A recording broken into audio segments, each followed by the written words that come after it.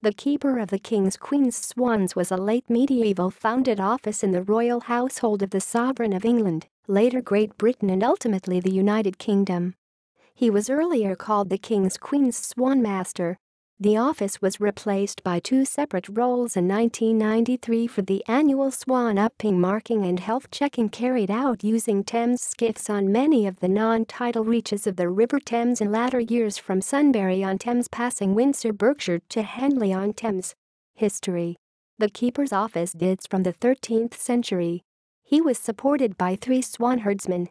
The principal duties of this official team of 4 people were to conduct the annual Swan-Upping on much of non-tidal reaches of the River Thames including Windsor. It was abolished in 1993 when it was replaced by 2 new offices, the Warden of the Swans and the Marker of the Swans.